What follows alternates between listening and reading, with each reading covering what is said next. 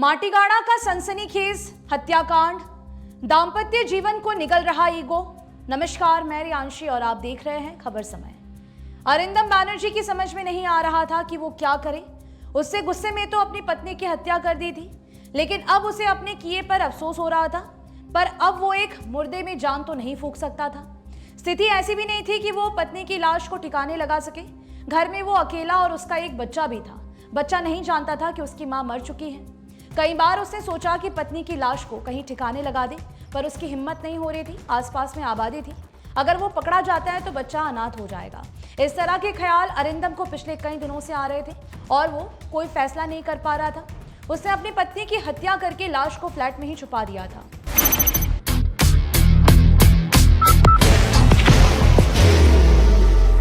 There will only be one insignia. अब लाश से गंध आने लगी थी। फ्लैट में पत्नी की लाश के साथ रहना काफी बुरा हाल हो गया था। फिर उसने फैसला कर लिया कि वो पुलिस को सारी बात बता देगा, लेकिन उससे पहले वो अपने बच्चे को मालदा स्थित अपने पैतृक घर ले जाकर अपनी मां के सुपुर्द कर देना चाहता था। अपने बच्चे को सारी तैयारी करके अरिंदम बैनर्जी अपने बेटी को लेकर मालदा जाने के लिए घर से निकला। जाते जाते उसने माटीगाड़ा थाने की पुलिस को बताया कि उसकी पत्नी देवलीना बैनर्जी की हत्या कर दी गई है तथा उसकी लाश फ्लैट में रखी है। पुलिस आकर उसकी लाश को बरामद करे। पहले तो माटीगाड़ा थाने की पुलिस के अधिकारी को लगा कि कोई मजाक कर रहा है, परंतु उन्हें औपचारिक कार्रवाई तो करनी ही थी। पुलिस अधिकारी ने इस घटना की जानकारी सिलीगुड़ी मेट्रोपॉलिटन के डीसीपी को दी। इसके बाद माटीगाड़ा थाने की पुलिस और डीसीपी अरिंदम बैनर्जी द्वारा दिए गए पते पर पहुंचे।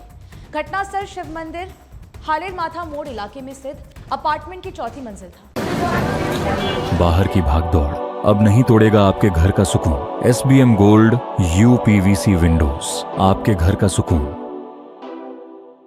पुलिस बल फ्लैट में पहुंचा तो वहां से बिस्तर में कंबल में लिपटा एक महिला का शव बरामद हुआ। ये देखकर पुलिस वाले भी सहम कर रह गए। पुलिस ने तुरंत ही आरोपी अरिंदम बैनर्जी के मोबाइल फोन पर उनको कॉल किया तो उसका मोबाइल स्विच ऑफ मिला। पुलिस अधिकारी को यकीन हो गया कि महिला की हत्या करने के बाद आरोपी घर से फरार हो गया है। इसीलिए आरोपी से पूछताछ और उसकी गिरफ्तारी के लिए पुलिस ने तकनीकी संसाधनों का इस्तेमाल किया और अंततः मालदा से गिरफ्तार कर लिया। सिलीगुड़ी कोर्ट में पेश करने के बाद पुलिस ने आरोपी को अपने रिमांड में ले लिया है, जहां उससे विस्तृत पूछताछ की जा रही है। अब तक की पूछताछ, पुलिस तथा अन्य सूत्रों से मिली जानकारी के आधार पर इस घटना के पीछे पति पत्नी के बीच आए दिन होने वाले गृह कलेश, विवाद और झगड़े हैं, जो दाम्पत्य जीवन को तेजी से निकल रहा है। वर्तमान समय में पति पत्नी के बीच ईगो उनके संबंधों को कमजोर कर रहा है। धैर्य का अभाव उन्हें हिंसा और अपराध की राह पर धकेल रहा है। दाम्पत्य जीवन को बनाए रखने के लिए धैर्य तो जरूरी है ही, इसके साथ ही आकांक्षाओं पर लगाम लगाना भी जरूरी है। देवलीना बैनर्जी माटीगाड़ा इलाके में एक प्राथमिक विद्यालय में शिक्षिका थी। उनका पति अरिंदम बैनर्जी किसी बैंक में कर्मचारी थे। दंपति का एक बेटा भी था जो 10 साल का हो चुका था। पति पत्नी शिव मंदिर इलाके में रहा करते थे।